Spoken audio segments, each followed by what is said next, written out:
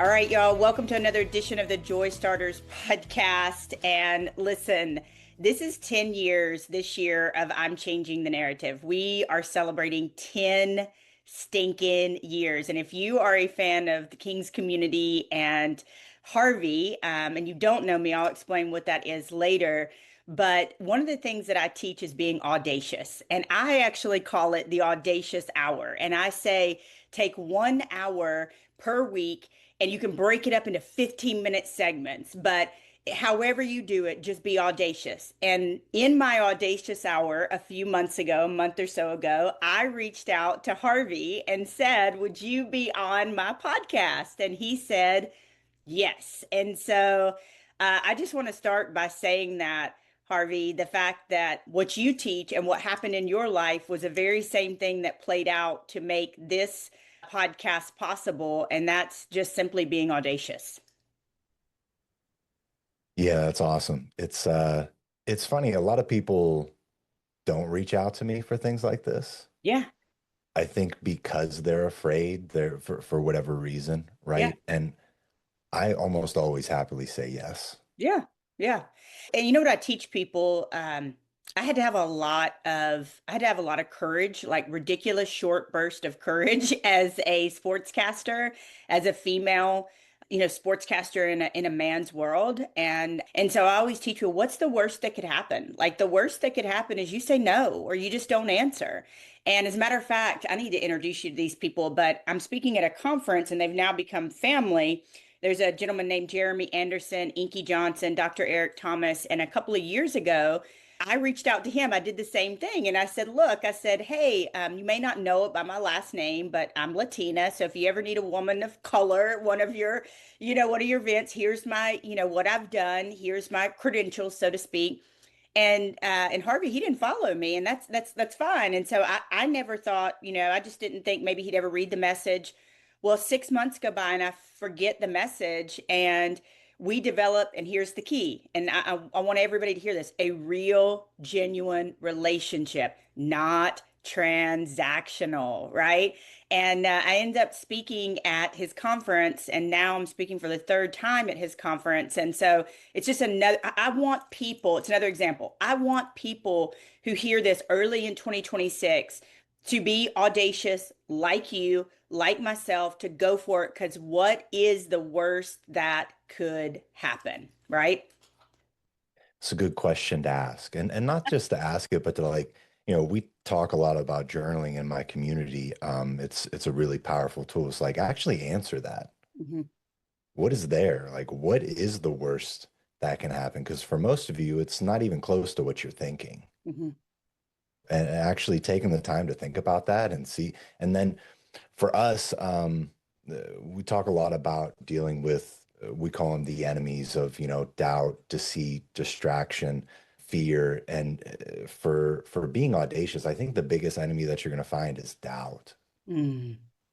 Mm. That just looming of you're not enough, that you're never going to get their attention, you're never going to be able to do these things, you're never going to speak on a stage, you're never going to have an impact, and it's there for all of us. Everybody deals with this enemy, and I think you just have to ask yourself, what is it offering? Yes. What's the offer here? Like Mm. because that's what it is. It's presenting you with an offer. The problem is the offer is nothing. It's Hmm. actually everything that you don't want to happen Hmm. in your own life. Hmm. So many people don't know that it's an enemy and they see it as an identity. This is who I am. This is my own voice in my head, Mm. right? And you accept the offer over and over and over and over again until it becomes a part of your habit and it actually eventually turns into shame. Mm. These you are not enough, those were external things that got put in you from other people. Maybe it was a Mm. parent, a coach, a bully, whoever, an ex-girlfriend or boyfriend. They put that in you, and somewhere along the way you experienced a result in your life that proved that idea to be true, and you accepted it into your beliefs. Woo. And now it goes from you are not enough to I'm not enough. Yeah. I'm a loser. Hmm. And now it's a part of your identity. But so many people, we get lost in trying to change our identities is like, no, where did this begin?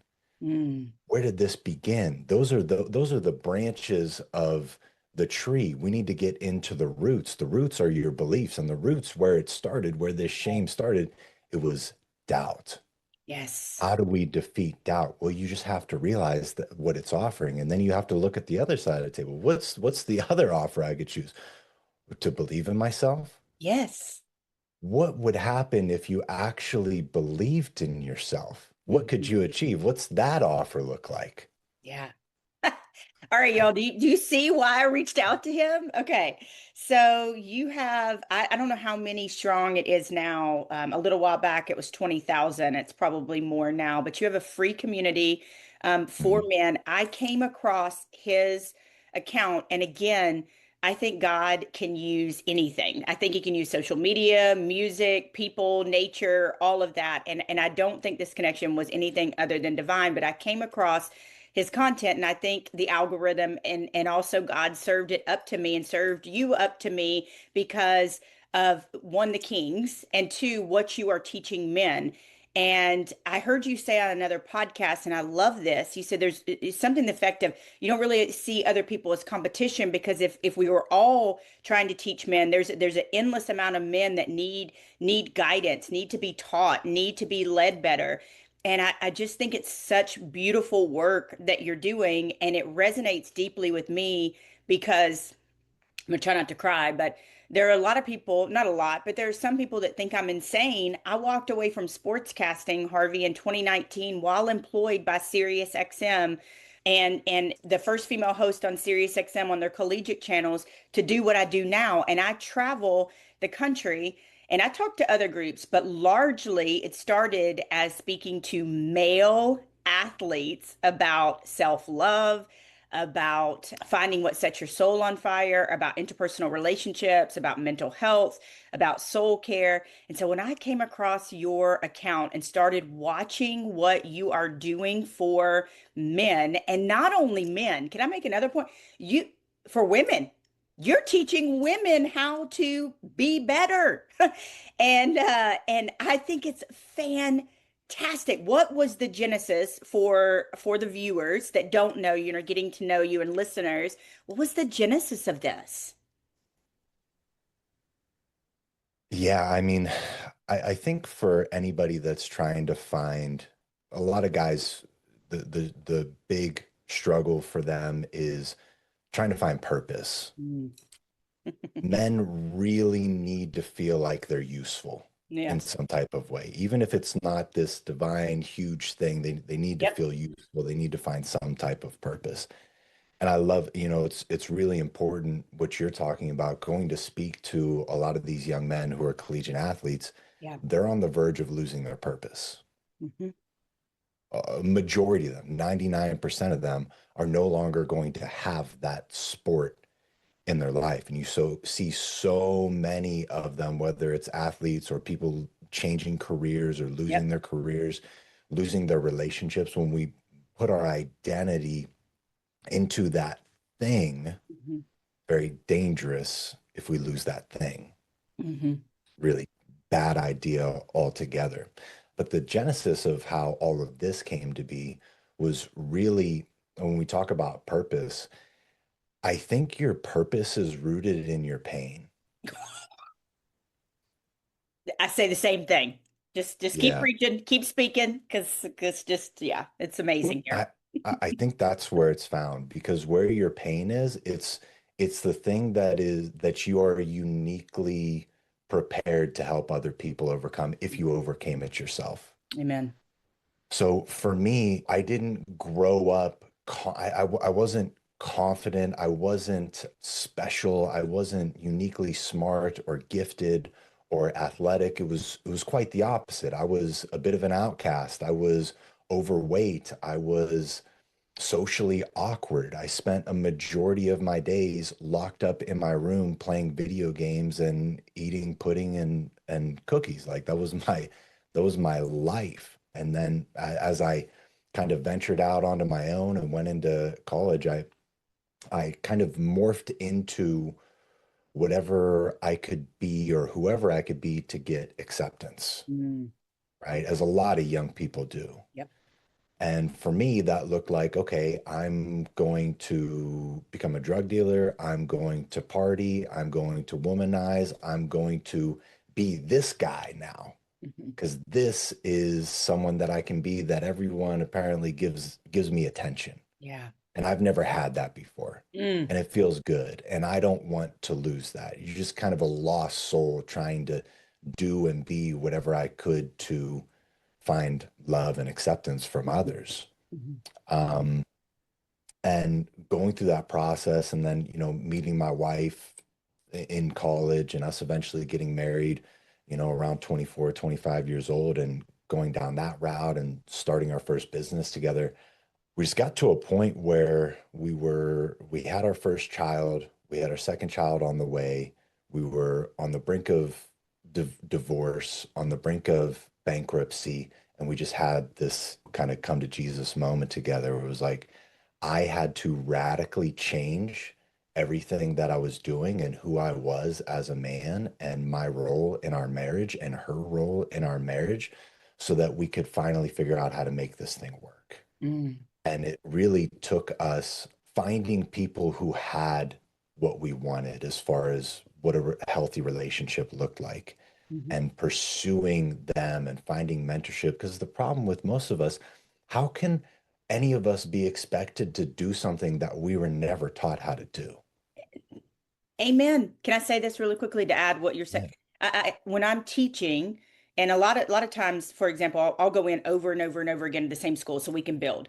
But when I'm teaching, whether I'm there the first time or the ninth time, I say, if you've never seen good love in your life, then how are you expected to go out and be a good boyfriend and be a good husband? Because 9 out of the 10 men that I deal with over the years and have been doing this for 10 years now, that hit, that have bad behavior, and I'm not giving them an excuse, Harvey, but I'm just telling you the truth. They saw mom hit dad, dad hit mom, a lot of cheaters. They saw cheaters. And so I tell people, if you have not seen good love in your life, it is your responsibility to go find somebody to model. It is your responsibility to learn, to seek, to grow so you don't repeat generational patterns. And conversely, if you have seen good love, it is absolutely your responsibility to go teach others what good love looks like. Because a lot of us, including myself, my parents tried, but they were flawed like we all are. I didn't see a lot. I mean, I saw good love, but I saw flawed love, right? And so I tried to bring that into my marriage, Harvey, and I learned pretty quickly it didn't work. Yeah, it's a challenge. It's a challenge for a majority. And when I look at something like marriage, Mhm. I mean, we could talk about it for forever. Yeah. There's so much going on, the institution of marriage versus the covenant of marriage and Yes. kind of what I guess, our society and our government has done to basically redefine marriage and basically encourage an incentive to accept their definition of marriage through tax benefits and different things where you're basically paying people to, anyways, I don't want to go down that route, but um, what I see with this is it's very similar to everything else in life. I am a firm believer that it is the minority that gets it in everything. I think it's designed to be that way. Mm-hmm. A minority of people will achieve the success that they desire in their marriage, in their finances, in finding purpose and meaning in life. I wish it wasn't that way. Yeah. It just seems to be that way. Yeah. Right. And I don't think marriage is any different. People talk about, this, that like half of marriages end in divorce nowadays. Well, I would, I would wager that it's probably anywhere from maybe 5, maybe 10% of marriages that are actually happy, healthy, loving marriages. Because I just think about all the examples that I saw Yeah. growing up and the people that I grew up in, and there's not one to be found. Mm. Yeah. It's a rare thing to find people that can work together as a team and push through all of the challenges that are come about and actually love each other, you said it. It's like, how can you even know what love is if you've never seen it done, if no one's ever taught you about what it is and how to do this properly and how to come together as a team and be an effective team too. Yeah. Some of the stuff that you speak to women, right? Like you speak to women, you're obviously your market is it would seem, and correct me if I'm wrong, is men, but some of the stuff you put out there speaks deeply to women. And one of the things that I say it in my movement, I say mask off, vulnerability. I take my mask off and show people some of the ugliest parts of my life and my shadow self and the things that I'm working with and have worked with to help them, right? And because imperfection draws more people to you than perfection ever did. And the reality is, Harvey, is that for my marriage, there wasn't a manual, right? And then I brought all my baggage in, and I also brought in boss girl energy. And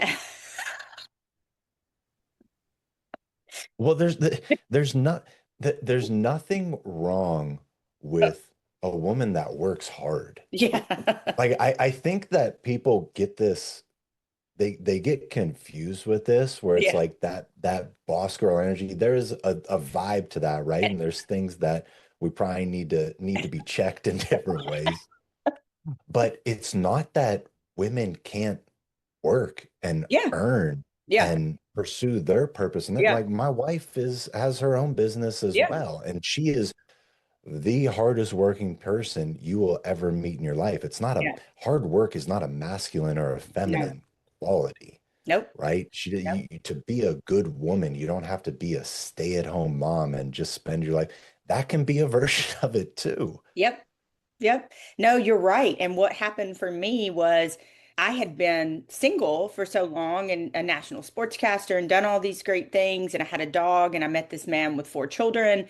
And beyond the work, I brought in this independence, and this is just real talk for the women that listen to this and the men.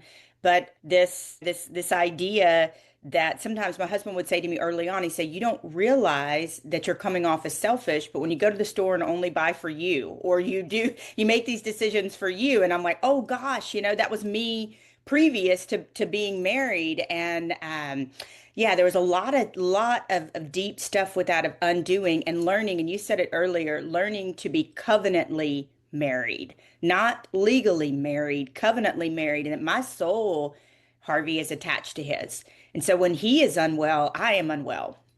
When I am unwell, he is unwell, and I am his support system. I am his ride or die. I have engaged with some of your followers, in the comments and said when they're talking about bad behavior of some women, because here's the reality. I say this to people. I teach people to be kings and queens. My definition is a king or a queen is somebody who knows better, so they do better.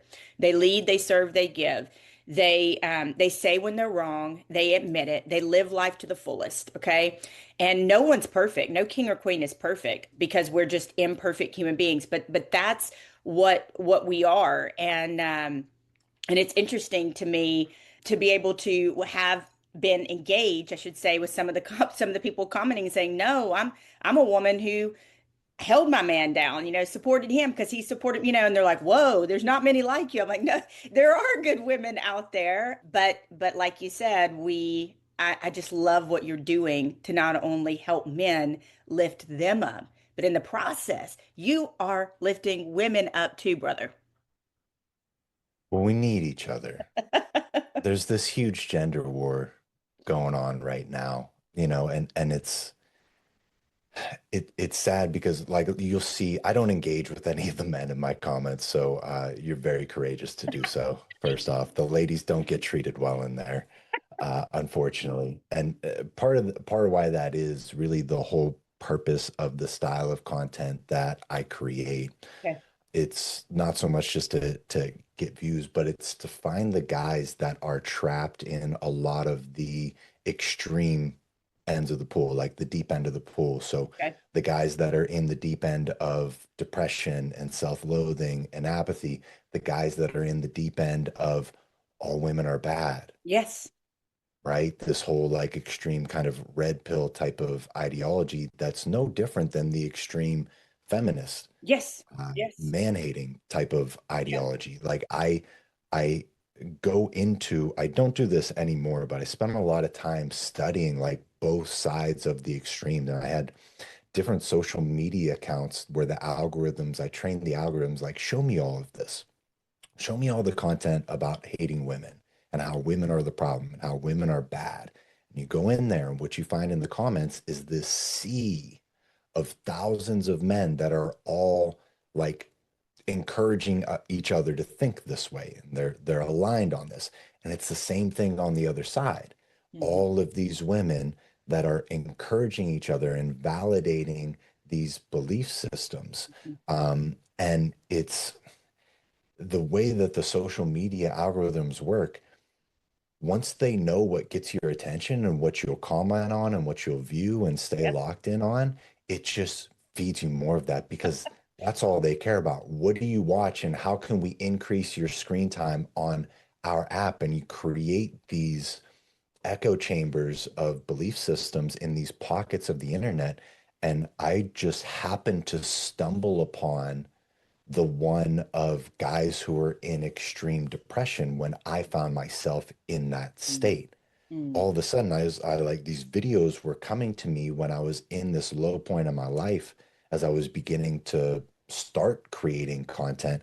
And I was like, wow, there's millions of men that have watched this video Hmm. and commented on this video Hmm. all about just relating to being in this deep, dark place. Hmm. It's like there's a pocket of the internet, and there's all kinds of pockets of there's people who love X-Men and nerds and sports. And so True. why wouldn't Yeah. this exist as well? So my whole goal with the type of content that I create is to find guys that are watching that type of content, create that type of content, but give them a place that they can go Mm. and learn how to escape it. Yeah. You know what you are? And I just said this to another new friend of mine. You are, and I don't know if anybody's ever called you this, you're a healer. Yeah, and I don't know if you consider yourself that. I hope you do, but you are. Because let me make a distinction for everybody who's listening or watching. There's the type of content rage bait, right? Like there's those corners of the internet where people are making things. We hate women and they're the problem, and this and that, whatever. And we see it all the time. It riles you up. But what I love about you and what I think I recognized in you and why I wanted to connect with you was you aren't just making this content, you're providing a solution. And that is the most, to me, beautiful thing, aside from I think you're a girl dad and you're a husband and just a solid human being, a king yourself. And I think that's beautiful. You're saying, hey, I'm identifying the problem, but hey, Mr. Man, Sam, Dick, and Harry, like I have a solution for you. I have a community for you. I can help you. And I say for people that are growing, right? There's no grass growing up underneath our feet. Like we're always seeking, growing, learning. The moment we stop doing that, we're dead in the water. And I just love that you are providing this place, a true community for people, for men to grow and learn and not stay the same way. Yeah, it's a really good point you're making because it's in the beginning I couldn't do that. Okay. I couldn't provide them a solution. Okay. Like in the beginning of the process, because I stumbled upon it. And when I started making social media videos, it was just I want to make money Yeah. to help provide for my family, right? And this is a thing I think I could do, and I'm going to try my hand at it. And when I stumbled upon this niche of content, Mhm. it was completely by accident.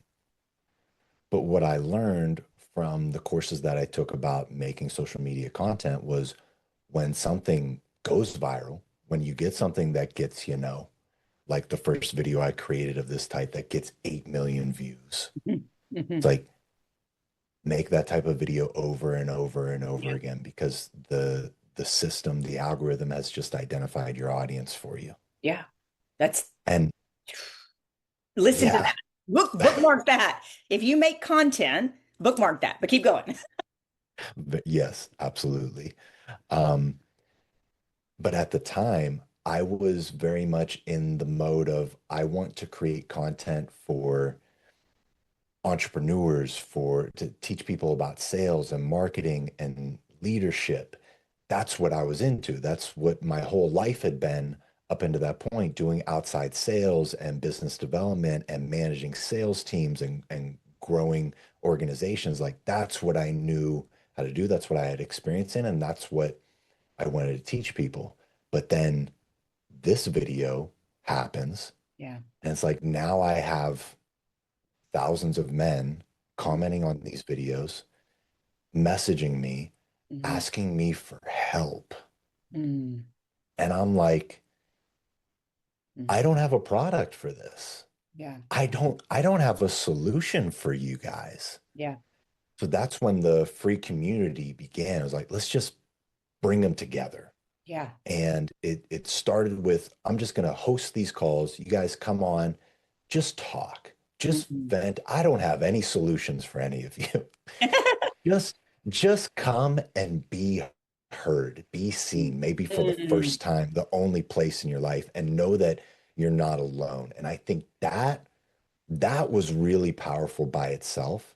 But Yes. then I spent the past 4 years, once I identified that, I was like, I need to grow this skill set now.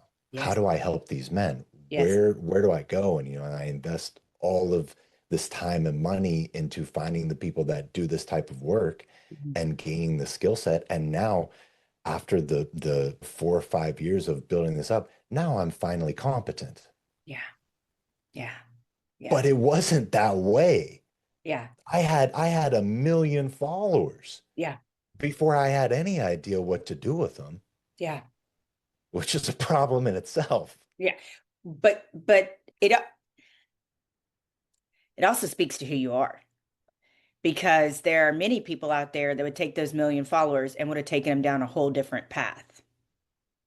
So I want to pause and give you your flowers. Teach on this, Harvey. We wait till people's funerals to give them their flowers. I teach men, I say to men, one of the many things as a warm maternal woman, right? Sometimes I remind them of their sister, their aunt, their mama, their whatever, just a warm maternal woman in their life. Maybe they had or wish they had. But communication, we're physiologically, we're different in every way, men and women. And so men aren't necessarily wired for communication first and foremost. And that's okay, right? But I can still teach you, people can still teach you, you can still teach yourself to communicate. My husband used to say to me, well, I think a lot of good things about you, but I don't say them. And I said, baby, words of affirmation is my love language. Like you've got to get it from here to here. And so I also teach men this idea that, hey, you're wired to protect, provide, and perform, and that's great. But I also want to teach you how to feel, how to love yourself, how to know how to care for your own soul. And so I love that. I love that one, we learned this in the pandemic. We need each other, Harvey. We need each other desperately. You provided them a place of connection and community. And I just want to be bold again and say, if you ever have speakers in that group, I would love to come speak to your kings in that group and give them some warm maternal. And it's funny too, because years ago there was this idea of like, what can a woman teach a man, about A, B, C, D, and E. And I'm like, and now I work with NFL teams. I work with NFL front office. I work with college teams. I work with Customs and Border Patrol and law enforcement, because a woman can give you a different perspective on all of these things than maybe a man can. And I'm of the ilk like you are. I heard you say in another podcast, it takes all of us. I'm not in competition with anybody. It takes all of us. Yeah, I think you nailed it with that question. What can women teach to men? There's a yin and a yang. Yeah. The way I break things up that makes sense to my guys is, mind, heart, body, spirit. Yes. Yes. Men are really good at the mind and the body. Really good. Just dominate that place. Women, you guys are naturally gifted in the heart and the spirit. Yeah. Like you feel things on a different level that we can't not that we can't, we just don't get Don't. there. Yeah. We don't. Yeah. Most of us don't. Hmm. That's what there is to teach. Like men are very good at the doing and women are very good at the being and can Yes. be very good at the well-being of the family, of the unit, of the nurturing and being in tuned with that. And Mm. there's also this aspect that we're starting to see and kind of hypothesize when it comes to the coming together of the man and the women. It's like you talk about manifesting, Yeah. you read Think and Grow Rich, you read The Secret, you read any of these books, what all of them will teach you and talk about is this intense, burning passion and desire. Yeah. And I believe that that's much easier to achieve, or maybe even you can, as women, can achieve that at a higher level Mhm. because of your emotional connection and kind of default settings. Like you can feel the vision. We can see the vision and create the vision and go do the vision, Yep. but Yep. you guys feel it at a So different, you right. feel everything. So it's super cool. Of course, we can all, we do need each other and we can all teach each other different things. And that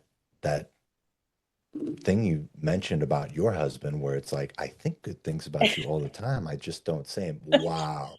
He's speaking for so many men.